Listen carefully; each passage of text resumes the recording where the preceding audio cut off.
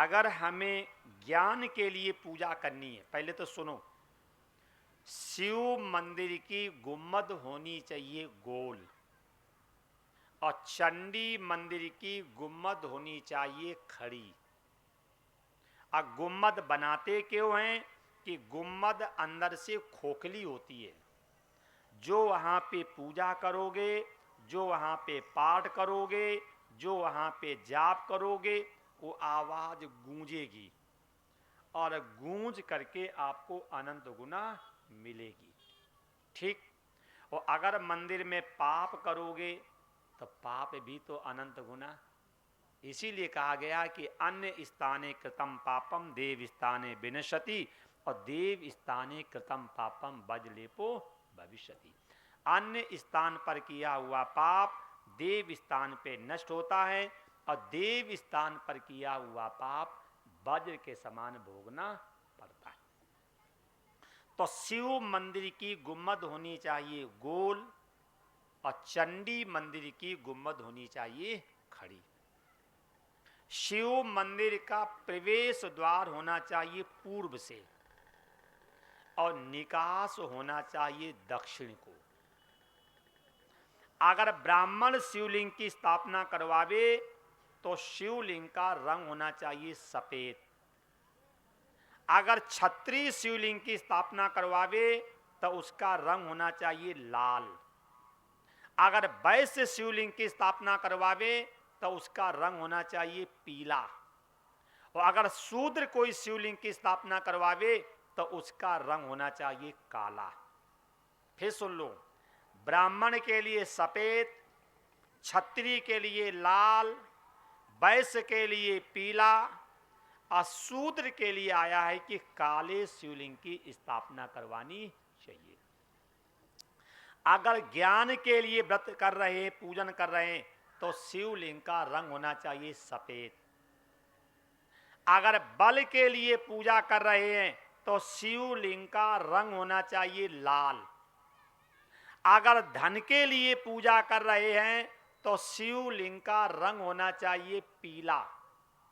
अगर षडकर्म माने मारण, मोहन, संमोहन, वशीकरण, स्तंभन, तो शिवलिंग का रंग होना चाहिए काला। अगर घर में शिवलिंग की स्थापना करवा रहे हैं तो 1 अंगुल से बड़ा नहीं होना चाहिए। और मंदिर में अगर शिवलिंग की स्थापना करवा रहे हैं तो यजमान के 12 अंगुल से बड़ा शिवलिंग होना चाहिए। पहले तो ध्यान ये रखना है कि कभी भी मंदिर बनवाना मत, क्योंकि मंदिर बनवाने वाले का वंश नहीं चलता है। जिस जिस व्यक्ति ने मंदिर बनवाया हो, देखना झांक करके उनके आगे कोई रोने वाला बचता नहीं है। कभी भी मंदिर बनवाने की सोचना मत। अगर ईश्वर ने आपको पैसा दिया है तो किसी पुराने मंदिर का जीर्णोद्धार करवा देना चाहिए। क्यों? आप अपने घर में हमें बुला लो, न हमें भोजन दो, न हमें जल दो, तो हम तुम्हें आशीर्वाद देंगे क्या? ऐसे देवताओं की स्थापना करवाना बहुत सरल है, लेकिन उसकी जिम्मेदारी निभाना बहुत कठिन है। अगर मंदिर आपने बनाया है और अगर मंदिर की अवधि 200 वर्ष की है तो 200 वर्ष के लिए आप पुजारी की व्यवस्था, सफाई की व्यवस्था, आरती की व्यवस्था, भोग की व्यवस्था और साथ में वार्षिक उत्सव की व्यवस्था, जैसे अपना नहीं हैप्पी बर्थडे होता है, तो जिस तिथि में आपने मूर्ति की स्थापना करवाई है तो उसका वार्षिक उत्सव, अगर इतना कर नहीं सकते हैं तो कभी भी मंदिर बनवाना नहीं चाहिए। अगर मंदिर आप बनवा रहे हैं, जब तक मंदिर की अवधि है, पुजारी की व्यवस्था, सफाई की व्यवस्था, आरती की व्यवस्था, भोग की व्यवस्था, प्रसाद की व्यवस्था और साथ में वार्षिक उत्सव, अगर इतनी व्यवस्था कर नहीं सकते हैं तो कभी भी मुझे मंदिर बनवाने की सोचनी भी नहीं चाहिए।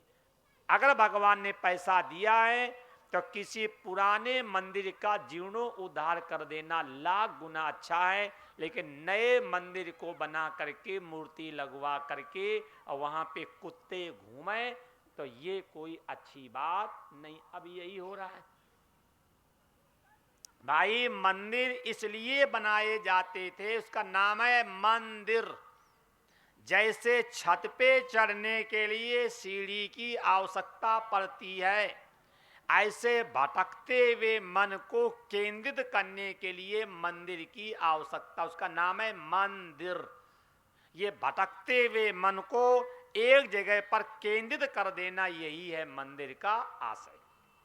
और उपासना क्यों की जाती है? उपासना चित्त एकाग्रता, उपासना से चित्त एकाग्र होता है। अच्छा अब बताओ, मंदिर में जाने से चित्त एकाग्र होता है कि अशांत होता है? अब तो इतनी ज्यादा भीड़ होती है कि ठोकर लगे अंदर जाए, ठोकर लगे बाहर आ जाए।